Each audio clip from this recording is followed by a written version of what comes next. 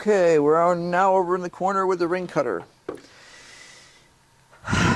This monster here is called the Jump Bringer Basic. It is an old machine. Rio Grande Jewelry Supply sells used equipment, and I don't remember if I brought this one through Rio or I bought this one through IJS, which no longer exists. But it has served its function very well. It has right in here, this is a standard drill, a heavy-duty drill, electric.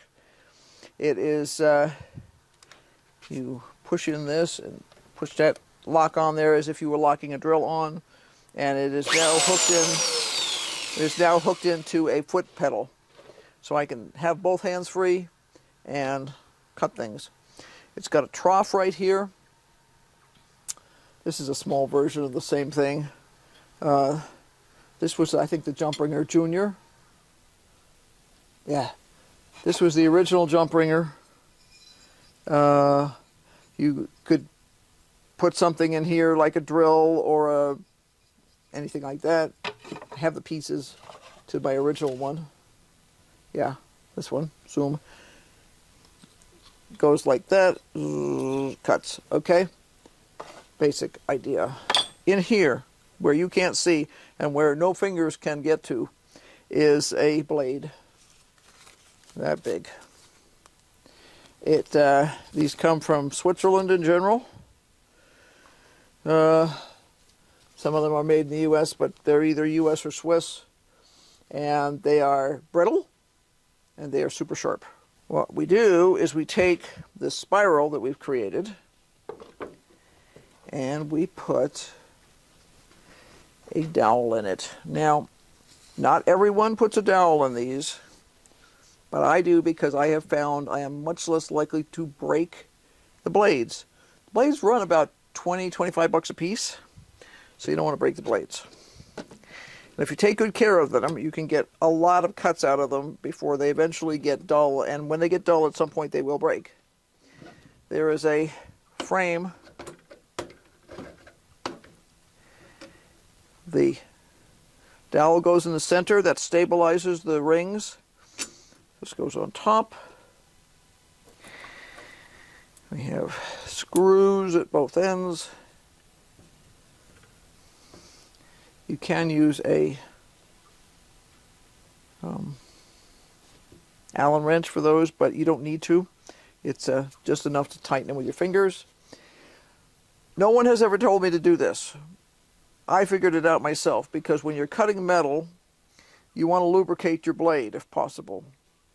I have had people tell me to use the solid burr life. Burr life is simply a type of cutting oil that Rio sells for jewelers. It's water soluble, so it's not as hard to get off as some of the other cutting oils. I simply make a nice little drizzle, of liquid burr life all the way down that line there. And this is going to get noisy. And I'm going to turn it this side up.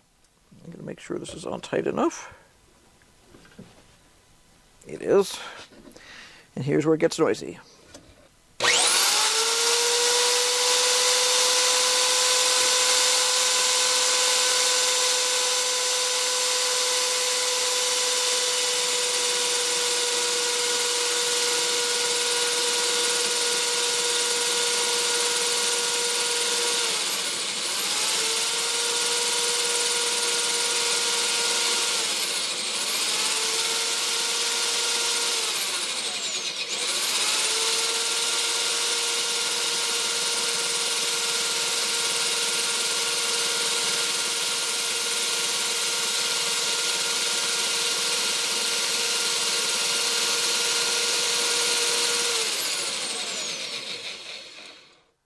Okay.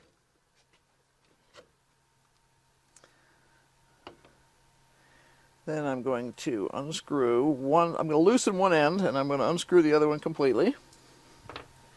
We'll lift this off, and this entire line of rings has been cut. There's always a couple of pieces at the ends that or funky. I will then take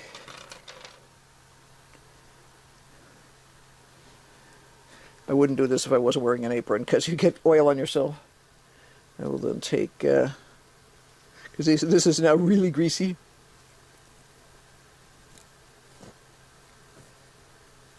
Take these rings and put them on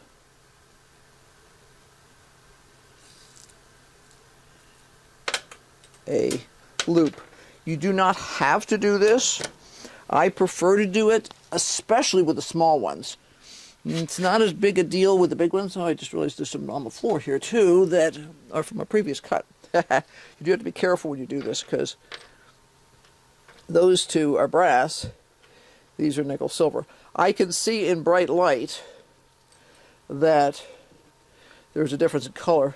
If I was working in less than ideal lighting, it would be hard to spot the difference, and you don't want to mix the colors accidentally in a piece of jewelry unless you plan to. I mean, some people do it decoratively, and that's cool, but if you're trying to make something solid one color or the other, you don't want to mix them.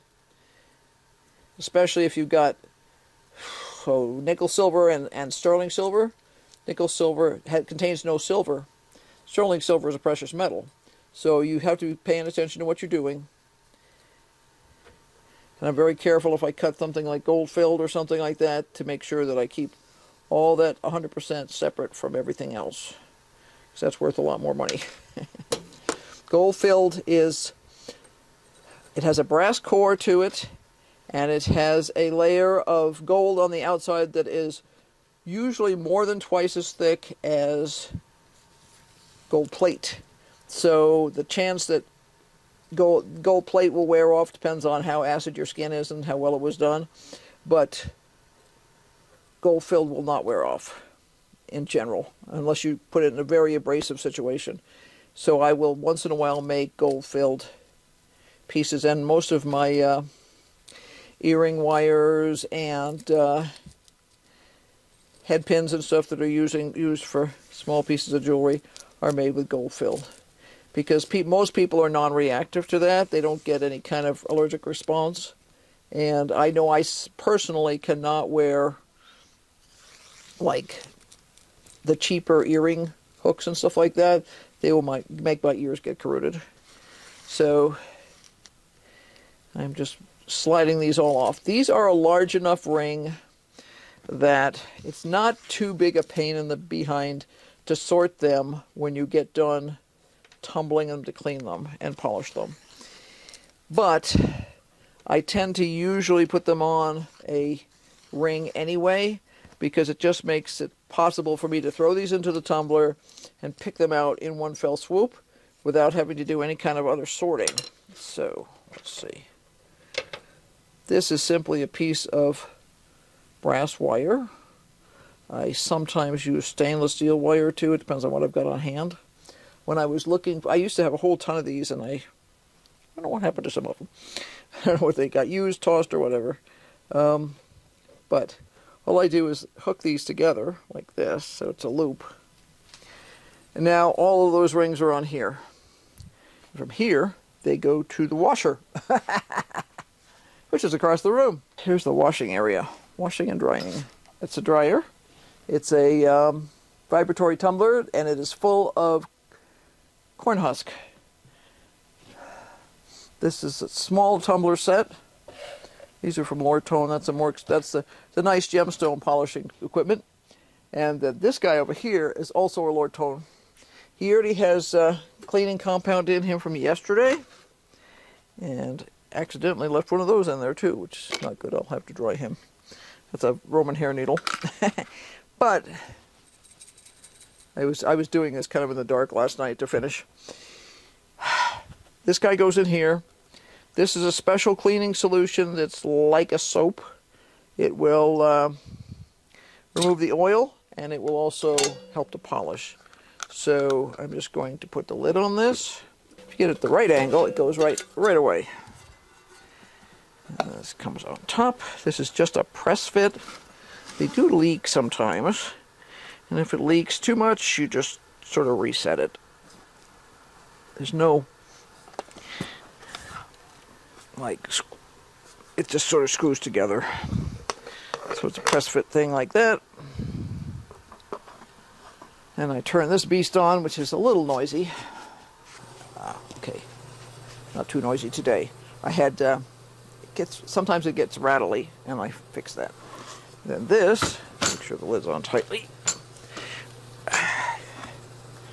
This will simply spin around for probably in half an hour, and then I will dump the liquid out of it and replace it with new washing liquid, and leave it for another half an hour, and that will take all the cutting oil off of it, and it will polish the stuff up so it comes out nice and shiny. Hope you found this interesting. I'll probably, well, you've seen the polished up runs. I was just going to say I'll show you when it's done. Like I say, the advantage to leaving it on a ring like that is I don't have to sort it. This stuff is full of stainless steel shot, which looks like that. And it's different sizes and different shapes. If I am doing stuff and I don't have enough of those loops and I don't feel like making any new ones, I have special screens that I have purchased, which are like that. And they come in different sizes. So if I'm doing really big things, I could use a bigger one. If I'm doing smaller things, I could do a smaller thing. And what will happen is you put these on top of a bucket that these fit perfectly on, and the shot will fall down and the rings will stay in. The big rings I have here are big enough that I could do this. I usually just choose not to. If I'm doing smaller rings, it's really gets to be a pain, because then you wind up doing a lot of picking out the individual links. So I just got in the habit of putting them onto a piece of wire like that and polishing them that way. It polishes just as well, and the final polishing is going to be done when the piece is made up anyway. So it's not a problem in terms of maybe not getting it as shiny as you'd like it to be. There we go.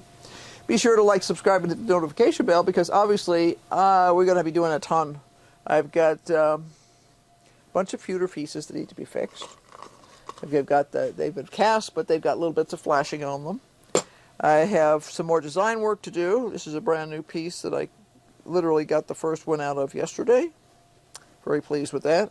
That is a basic Santiago de Compostela, which is a major pilgrimage site in Spain. It's this scallop shell, but it has a special emblem on it for an event I am attending.